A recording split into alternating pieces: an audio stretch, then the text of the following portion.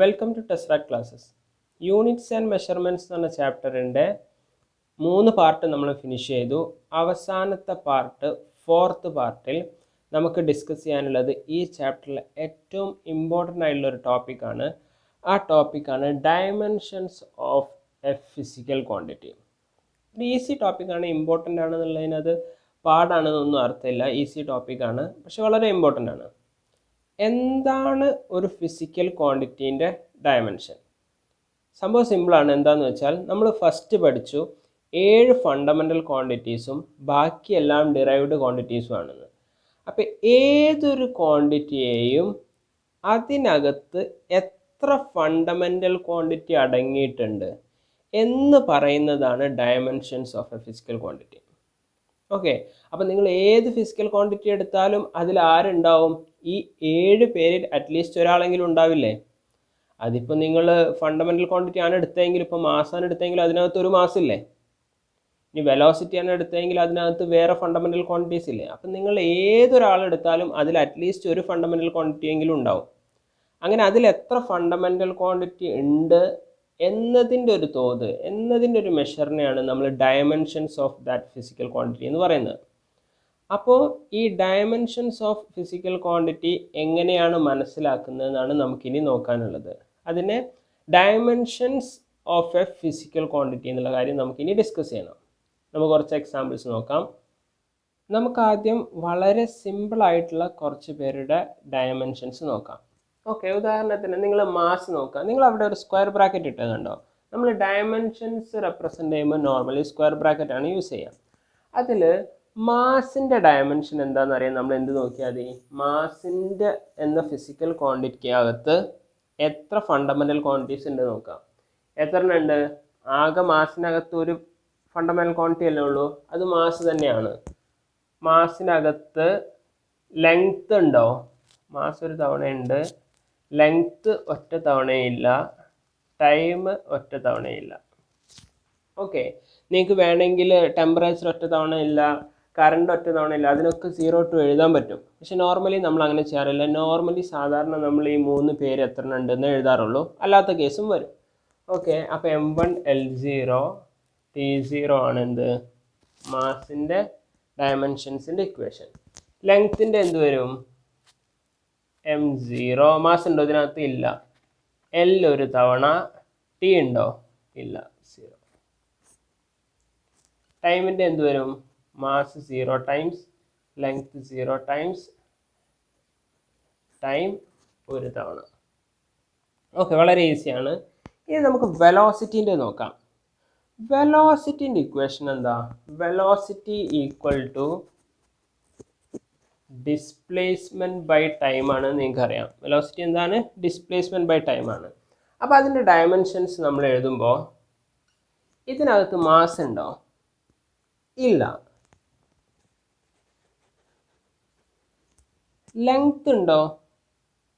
ഉണ്ട്. ഇവിടെ പറയുന്ന ഈ ഡിസ്പ്ലേസ്മെൻറ്റ് എന്താണ്? ഒരു ലെങ്ത് ആണ്. ലെങ്ത് എത്ര തവണയുണ്ട്? ഒരു തവണയുണ്ട്. ടൈം ഉണ്ടോ? ടൈമും ഉണ്ട്. ടൈം എത്ര തവണയുള്ളത്? ഒരു തവണയുള്ളത്. പക്ഷേ അത് താഴെയാണ് ഉള്ളത് ഇക്വേഷനിൽ.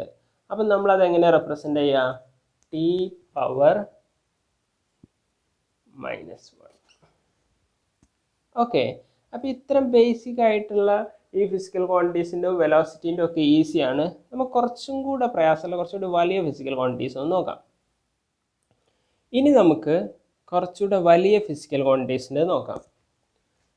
Acceleration, force, work and power ആണ് നമ്മൾ നോക്കാൻ പോകുന്നത്.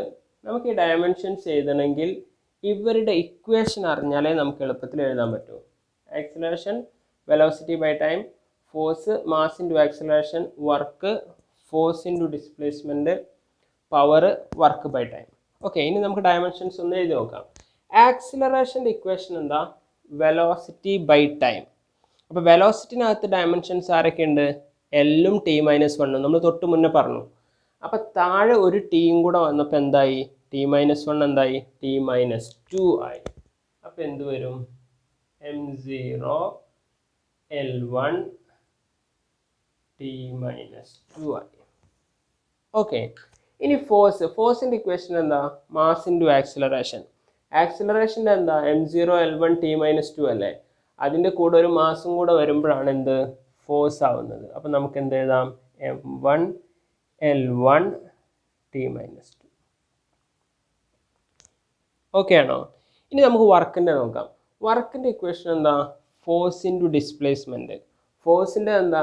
m1L1t-2 ഇൻറ്റു ഡിസ്പ്ലേസ്മെൻറ്റ് പറയുമ്പോൾ ലെങ്ത് അല്ലേ? ഒരു ലെങ്ത്തും കൂടെ അതിലേക്ക് പോയാൽ എന്താവും? m1L2 ഒരു ലെങ്ത്തും കൂടെ വന്നേ t-2. ഇനി അടുത്തത് പവർ. പവറിൻ്റെ ഇക്വേഷൻ എന്താ? വർക്ക് ബൈ ടൈമിനെയാണ് പവർ എന്ന് വിളിക്കുക. വർക്കിൻ്റെ എന്താ? m1L2t-2 അല്ലേ? അതിന് താഴെ ഒരു ടീം ഗുണം കൊടുത്താൽ ഇയാൾ എങ്ങനെ മാറും? m1L2 താഴെ ഒരു ടീം കൂടെ വരുമ്പോൾ t-2 എന്താവും? t-3 ആവും. ഓക്കെ, അപ്പോൾ ഇങ്ങനെ കുറച്ച് എക്സാമ്പിൾ മൊമെൻറ്റം, പ്രഷർ, അതിൻ്റെ ഒക്കെ നിങ്ങളൊന്ന് തനിയെ എഴുതി നോക്കുക. ആദ്യം അതിൻ്റെ ഇക്വേഷൻ എഴുതി വെക്കുക. അതനുസരിച്ച് നിങ്ങൾ എന്തുണ്ടാക്കുക? അതിൻ്റെ ഡയമെൻഷൻസ് എഴുതി നോക്കുക. ഓക്കെ, ഇനി നമുക്ക് നോക്കാനുള്ളതാണ് ഈ ചാപ്റ്ററിലെ ഏറ്റവും ഇമ്പോർട്ടൻ്റ് ആയിട്ടുള്ള പ്രിൻസിപ്പിൾ ഓഫ് ഹോമോജിനിറ്റി. അത് നമുക്കൊരു എക്സാമ്പിളിലൂടെ പറഞ്ഞാൽ പെട്ടെന്ന് മനസ്സിലാവും. ഒരു 5 മാങ്ങയും കൂട്ടിയാൽ എന്താ കിട്ടുക? 10 മാങ്ങ. 5 ചക്കയും കൂട്ടിയാൽ എന്താ കിട്ടുക? 10 ചക്ക. 5 മാങ്ങയും 5 ചക്കയും കൂട്ടിയാൽ എന്താ കിട്ടുക? നിങ്ങൾക്കറിയാം അതിലെന്തോ ഒരു പ്രശ്നമുണ്ട്, അങ്ങനെ കൂട്ടാൻ പറ്റില്ല. ഇത്രയേ ഉള്ളൂ principle of homogeneity. Physical quantities തമ്മിൽ നിങ്ങൾ ആഡ് ചെയ്യുമ്പോൾ അല്ലെങ്കിൽ സബ്സ്ട്രാക്റ്റ് ചെയ്യുമ്പോൾ രണ്ടാളും ഒരുപോലത്തെ ആളായിരിക്കണം. ഒരുപോലത്തെ ആൾ മീൻസ് രണ്ടാളുടെയും ഡയമെൻഷൻസ് സെയിം ആയിരിക്കണം. ഓക്കെ, അതായത് നിങ്ങൾക്ക് വെലോസിറ്റിനോട് വെലോസിറ്റിയെ കൂട്ടാൻ പറ്റുമോ? ടൈമിനോട് ടൈമേ കൂട്ടാൻ പറ്റുമോ? ഡിസ്പ്ലേസ്മെൻറ്റിനോട് ഡിസ്പ്ലേസ്മെൻറ്റേ കൂട്ടാൻ പറ്റുമോ? അല്ലാതെ ഡിസ്പ്ലേസ്മെൻറ്റും ടൈമും കൂട്ടുന്ന ഒരു ഇക്വേഷൻ ഫിസിക്സിലുണ്ടെങ്കിൽ അത് തെറ്റാണ്. വെലോസിറ്റിയും ഫോഴ്സും കൂട്ടുന്നുണ്ടെങ്കിൽ തെറ്റാണ്. 2 പേര് കൂട്ടണം അല്ലെങ്കിൽ കുറയ്ക്കണമെങ്കിൽ എന്തേ പറ്റുള്ളൂ? അവരൊരുപോലത്തെ ആളുകളായിരിക്കണം. ഓക്കെ, അപ്പോൾ നമുക്കത് വെച്ച് വേറൊരു കാര്യം കൂടെ പറയാം. 5 മാങ്ങയും കൂട്ടിയാൽ 10 മാങ്ങ. ഒരേപോലത്തെ 2 ആളെ കൂട്ടിയാൽ കിട്ടുന്ന റിസൾട്ടും എന്തായിരിക്കും? അതേപോലത്തെ ആളായിരിക്കും. ഓക്കെ, നമുക്കൊരു ഇക്വേഷൻ വെച്ചിട്ട് എക്സ്പ്ലെയിൻ ചെയ്താൽ കുറച്ചും കൂടെ മനസ്സിലാവുമെന്ന് വിചാരിക്കുന്നു. നിങ്ങൾ ഈ ഇക്വേഷൻ നോക്കുക. z = x+y എന്നൊരു ഇക്വേഷൻ ഉണ്ട് ബോർഡിൽ.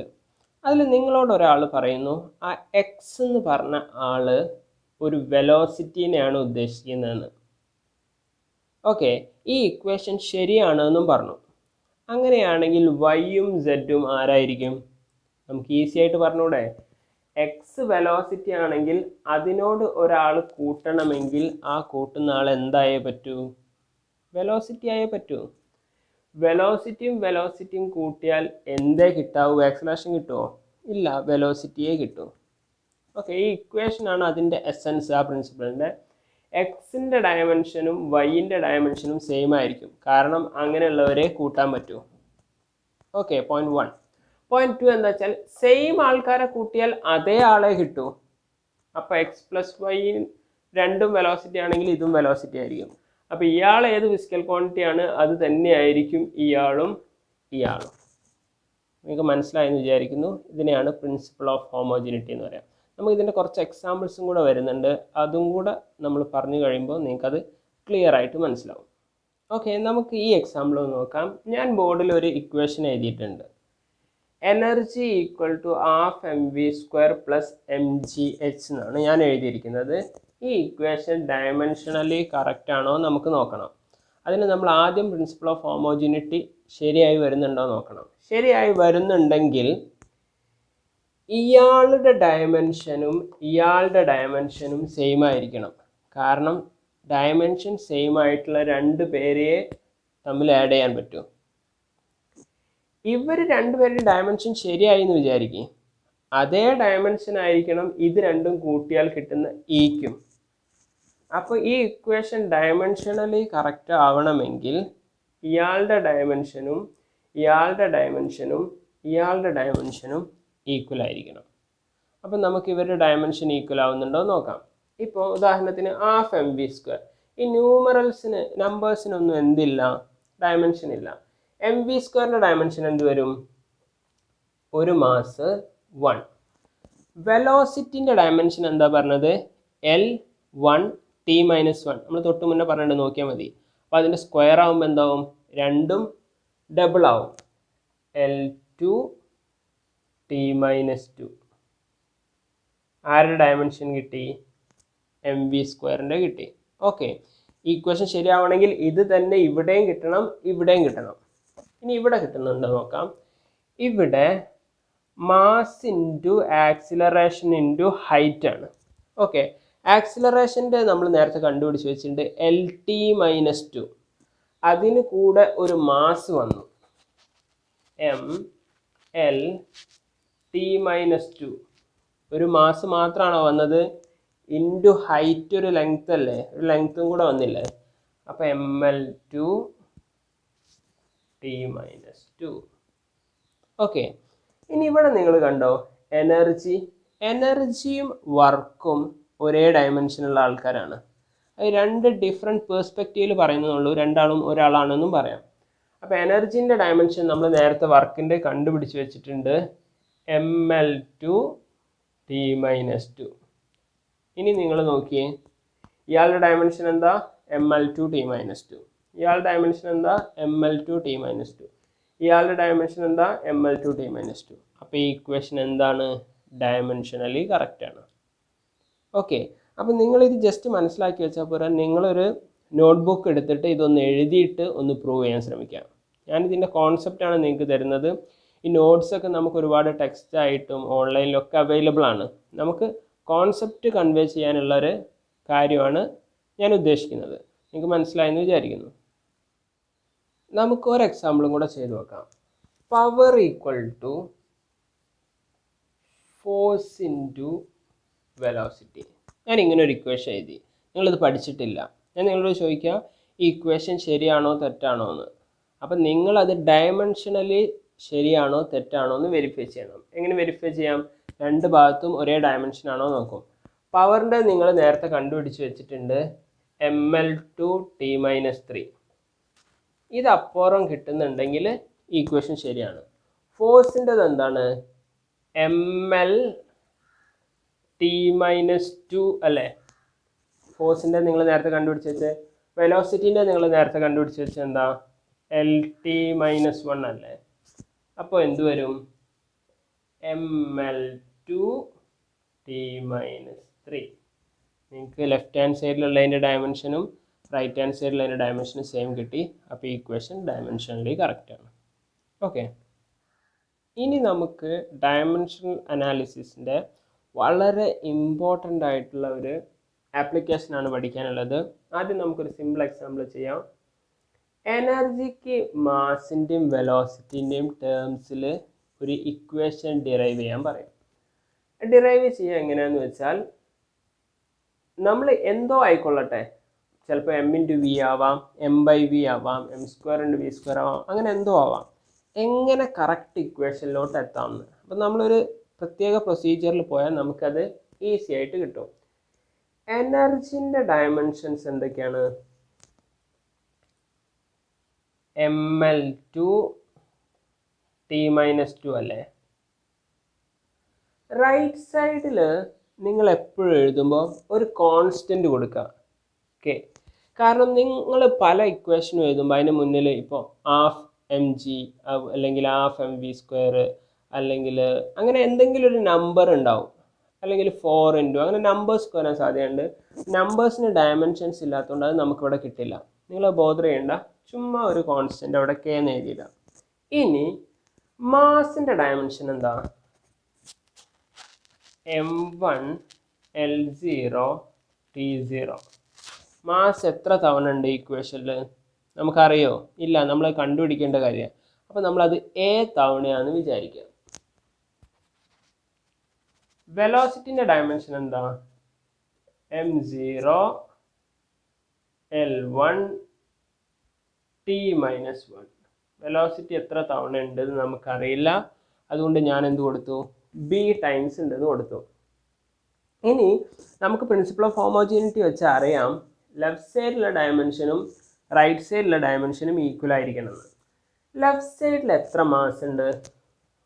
എം ഒന്നും എഴുതിയില്ലെങ്കിൽ M1 എന്നല്ലേ, ഒരു മാസമാണുള്ളത്. ഓക്കെ, 1. കാരണം ലെഫ്റ്റ് സൈഡിൽ എത്ര മാസ് ഉണ്ട് അത്രയും മാസ് റൈറ്റ് സൈഡിൽ വേണ്ടേ. റൈറ്റ് സൈഡിൽ എത്ര മാസ് ഉണ്ട്? ഇവിടെ 1 ഉണ്ട്, അത് A ടൈംസ് പ്ലസ് ഇവിടെ മാസ് ഉണ്ടോ?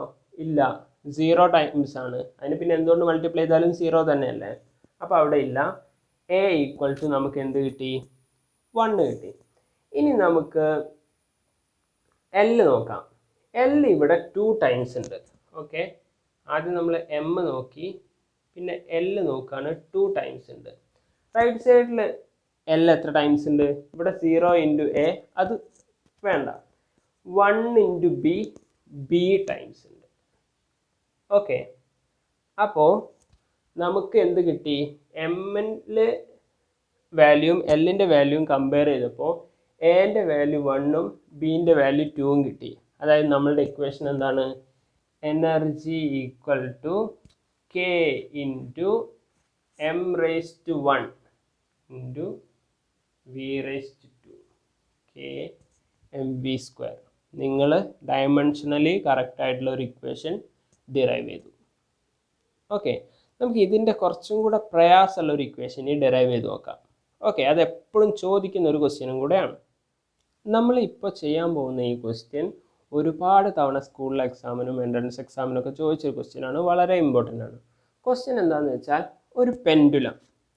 ഈ പെൻഡുലം ഒന്ന് നിങ്ങൾ ആട്ടിവിട്ടാൽ ഒരു തവണ അത് പോയി തിരിച്ചു വരാനുള്ള സമയത്തിനാണ് നമ്മൾ ടൈം പീരീഡ് എന്ന് പറയാം.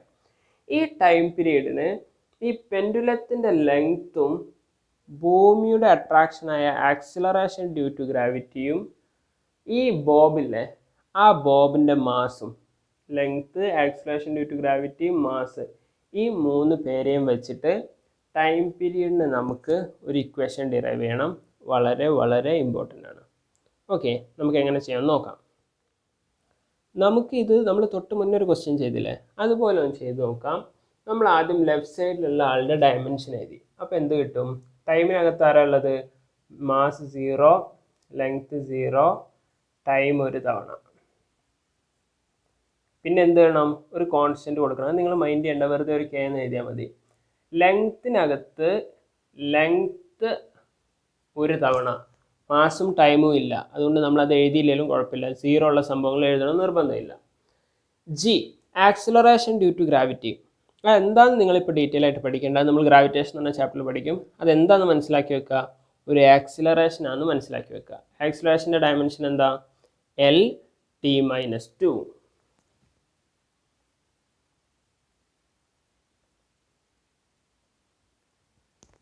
മാസിൻ്റെ ഡയമെൻഷൻ എന്താ? M1.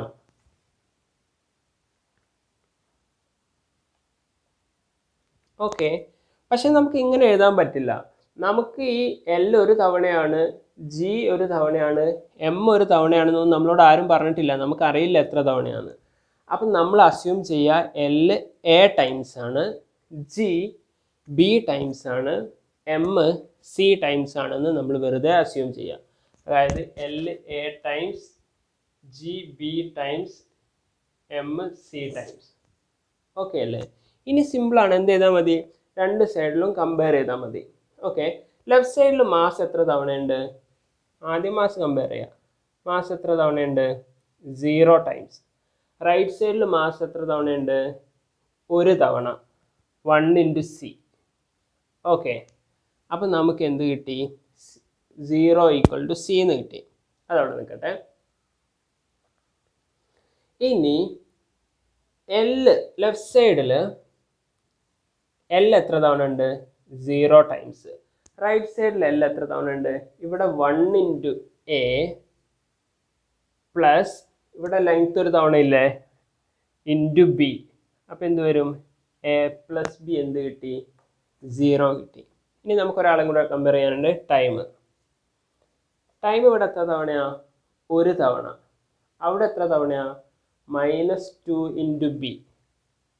1 equal to -2 into B. ഇവിടെ നമ്മൾ കൊടുത്താൽ B എന്ത് കിട്ടും? -1/2. ഓക്കെ, എയും ബിയും കൂടെ കൂട്ടിയാൽ 0 ആണ്. -1/2നോട് എന്ത് കൂട്ടിയാൽ അത് 0 കിട്ടുക? +1/2 അല്ലേ? അപ്പോൾ എയുടെ വാല്യൂ എന്താ? +1/2. സിയുടെ വാല്യൂ നമ്മൾ ഓൾറെഡി ഇവിടെ കണ്ടുപിടിച്ച് വെച്ചിട്ടുണ്ട്. എത്രയാണ്? 0. ഓക്കെ അല്ലേ? ഇനി നമുക്കിതൊരു ഇക്വേഷൻ്റെ ഫോർമാറ്റിൽ എഴുതി നോക്കാം. ഓക്കെ, നമ്മൾ ആദ്യം എന്താ അസ്യൂം ചെയ്തത്? Time period equal to K into LA times GB times MC times ഉണ്ടെന്ന് നമ്മൾ അസ്യൂം ചെയ്തിട്ടല്ലേ നമ്മൾ ഇത് ചെയ്തത്. അങ്ങനെ ചെയ്തപ്പോൾ നമുക്ക് എന്ത് ആൻസർ കിട്ടി? എൻ്റെ വാല്യൂ 1/2, ബിൻ്റെ വാല്യൂ -1/2, സിൻ്റെ വാല്യൂ 0. ഇനി നമ്മളിത് ജസ്റ്റ് കൊടുത്താൽ ആൻസറായി. അപ്പോൾ എന്ത് വരും? T equal to K into L⁻², എൻ്റെ വാല്യൂ എന്താ? 1/2, ജിൻ്റെ വാല്യൂ എന്താ? -1/2, സിൻ്റെ വാല്യൂ എന്താ? 0. So time period equal to K into L⁻1/2 എന്ന് പറഞ്ഞാൽ അതിൻ്റെ അർത്ഥം എന്താ? √L. ഓക്കെ, G⁻−1/2 എന്ന് പറഞ്ഞാൽ എന്താ? 1/√G. മൈനസ് വരുമ്പോൾ താഴെ പോവേ. M⁻0 എന്ന് പറഞ്ഞാൽ എന്താ? ഏതൊരാളുടെ മുകളിലും 0 വന്നാലും അത് 1 ആയി പോകും. അപ്പോൾ അത് എഴുതേണ്ട കാര്യമില്ല. അപ്പം നമുക്ക് കിട്ടിയ ഇക്വേഷൻ എന്താ? T equal to K into √L/G. Okay, ഈ കെയുടെ വാല്യൂ നമുക്ക് ഡയമെൻഷൻ വെച്ച് കണ്ടുപിടിക്കാൻ പറ്റില്ല. അത് എക്സ്പെരിമെൻ്റലി ആണ് നമ്മൾ കണ്ടുപിടിക്കുന്നത്. അങ്ങനെ നമ്മൾ കണ്ടുപിടിച്ചപ്പോൾ അതിന് കിട്ടിയ വാല്യൂ ആണ് കെ 2π എന്നാണ് കിട്ടിയത്. അപ്പോൾ ശരിക്കും ഈ ഇക്വേഷൻ എന്താണ്? T ഈക്വൽ ടു 2π√L/G ആണ്. ഓക്കെ, അല്ല √L/G വരെ നമുക്ക് ഡയമെൻഷനിൽ കണ്ടുപിടിക്കാൻ പറ്റും. കെയുടെ വാല്യൂ നമ്മൾ എക്സ്പെരിമെൻ്റലി ആണ് കണ്ടുപിടിക്കുന്നത്. അതിൻ്റെ വാല്യൂ എത്രയാണ്? 2π. ഈ ഇക്വേഷൻ ഇങ്ങനെ ഡെറിവേഷൻ ആയിട്ട് അല്ലാതെ പോലും നിങ്ങൾക്ക് പഠിക്കാനുണ്ട്. ആ ഇക്വേഷൻ ഓർത്ത് വെക്കുക. T equal to 2π√L/G. ഇത്രയും കാര്യങ്ങളാണ് നമുക്ക് യൂണിറ്റ്സ് ആൻഡ് മെഷർമെൻറ്റ്സ് എന്ന ചാപ്റ്ററിൽ NCERT വെച്ച് നോക്കുമ്പോൾ പഠിക്കാനുള്ളത്. വളരെ ഒരു എലാബറേറ്റ് ആയിട്ടുള്ള രീതിയിലൊരു ക്ലാസ് അല്ല നമ്മളെടുത്തത്. കൺസൈസ് ആയിട്ട് എല്ലാ ടോപ്പിക്കിൻ്റെയും ഐഡിയ എന്താണെന്ന് കൺവേ ചെയ്യുന്ന രീതിയിലുള്ള ക്ലാസ്സുകളാണ് നമ്മളെടുത്തത്. ഒരുപാട് എക്സാമ്പിൾസോ ഒരുപാട് പ്രോബ്ലംസോ ചെയ്യാൻ നമുക്ക് പറ്റിയിട്ടില്ല. അത് പ്രാക്ടിക്കലി അതിൻ്റേതായ ചില ബുദ്ധിമുട്ടുകളുണ്ട്. അപ്പം നമുക്ക് ഇതിലെ എക്സാമ്പിൾസും പ്രോബ്ലംസും പ്രീവിയസ് ഇയർ ക്വസ്റ്റ്യൻസും ഒക്കെ ആയിട്ട് നമുക്ക് ഒരു പാർട്ട് ഇനി ഫ്യൂച്ചറിൽ അപ്ലോഡ് ചെയ്യുന്നതായിരിക്കും. അപ്പം നമ്മൾ ഈ 4 പാർട്ടിലായിട്ട് പഠിച്ചിട്ടുള്ള എല്ലാ ഇമ്പോർട്ടൻ്റ് ആയിട്ടുള്ള കാര്യങ്ങളും എല്ലാം ഇമ്പോർട്ടൻ്റ് ആണ്. എല്ലാ കാര്യങ്ങളും ശരിക്കും മനസ്സിലാക്കുക. നിങ്ങൾ അത് ക്ലിയർ ആവുന്നില്ലെങ്കിൽ വീണ്ടും വീണ്ടും കാണുക. എന്നിട്ട് എന്തെങ്കിലും ഡൗട്ട് ഉണ്ടെങ്കിൽ നിങ്ങൾക്ക് കമൻറ്റ് സെക്ഷനിൽ ചോദിച്ചാൽ റിപ്ലൈ ചെയ്യുന്നതായിരിക്കും. അപ്പോൾ ഇത്രയാണ് യൂണിറ്റ്സ് ആൻഡ് മെഷർമെൻറ്റ്സ് എന്ന ചാപ്റ്ററിൽ നമുക്ക് പഠിക്കാനുള്ളത്. ഇനി അടുത്ത ചാപ്റ്ററായ മോഷൻ ഇൻ എ സ്ട്രെയിറ്റ് ലൈൻ്റെ ക്ലാസ് അധികം താമസിയാതെ ഈ ചാനലിൽ അപ്ലോഡ് ചെയ്യുന്നതായിരിക്കും. നിങ്ങൾ സബ്സ്ക്രൈബ് ചെയ്യുക, ബെല്ലൈക്കൺ ഓപ്പൺ ആക്കിയിട്ടാൽ നിങ്ങൾക്ക് നോട്ടിഫിക്കേഷൻ വരുന്നതായിരിക്കും. അപ്പോൾ നമുക്ക് നെക്സ്റ്റ് പാർട്ടിൽ കാണാം. ബൈ.